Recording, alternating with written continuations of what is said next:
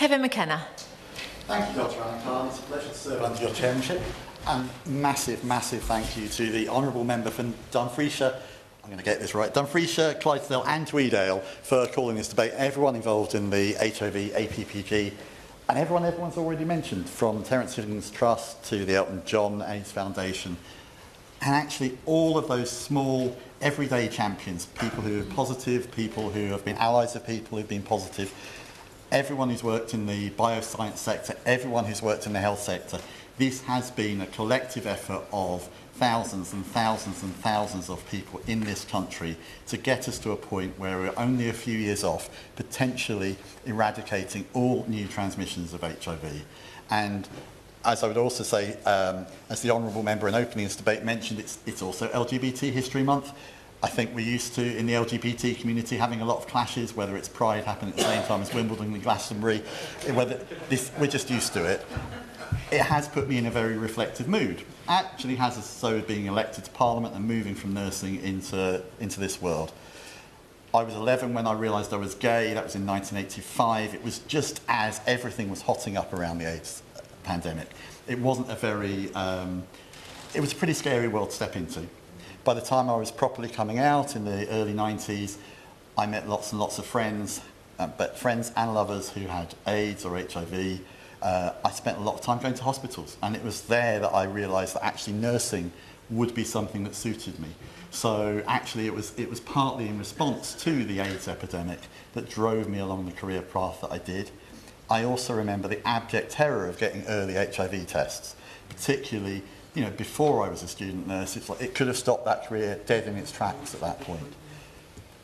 So I think I've lived like I'm not going to comment on everyone in this room's age, but I've lived like many people in this room right the way through this pandemic. And of course, by the time I was finally diagnosed with HIV, it had changed again. But that's still 20 years on. So I've lived a long time as an HIV positive man. I've lived a long time in my life, starting off with friends taking tablets that did have quite severe side effects, some side effects that actually were very unpleasant and actually led to them still suffering from HIV and then AIDS. But at the same time now, it's whittled down to one tablet a day. And as I get into my 50s, it sits alongside my statins and my arthritis medication, all the other medications that we all have at a certain point in our lives. And that's the difference. Yes, absolutely. I commend him so much for his passionate speech and his lived experience. Earlier this week, I attended another event, and Elton John's AIDS Foundation was there, and Richard Payne, who leads on there, he's one of the directors, mentioned that wouldn't it be great that in a few years we could have an injectable form of PrEP? Does he think that that's the advancement we need to see to help address HIV? Thank you very much for that intervention. I mean, yes, we've already got injectable forms of HIV medication, particularly for people with chaotic lifestyles. They only need to take a jab once every couple of months. It's a real way forward that will further help us eradicate this. I've also been reflecting actually in my nursing career, those patients I've nursed for who didn't know that they were positive, who became incredibly sick. They developed AIDS without knowing that they were positive, coming straight into an intensive care, waking up to find out that they were positive. Massive disruption to them and their families, and it was stigma that was driving that. And people don't have to live that way. People don't have to suffer that way. So a very strong message today is, honestly, everyone just get tested.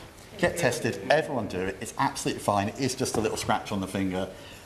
And there should be no stigma. You won't pass this disease on when you're treated. You won't actually suffer. And honestly, it's boring and mundane.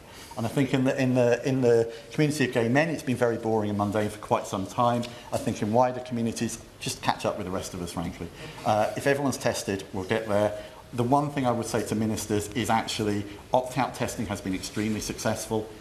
There are diseases out there, like hepatitis C, that can be completely eradicated. You don't have to be on a tablet for your whole life. You're just a few weeks course. If we can identify those people through opt-out testing, we can tackle several diseases with one effort and eliminate those as well. So I'd really like to hear that going forwards from the Minister. Thank you very much.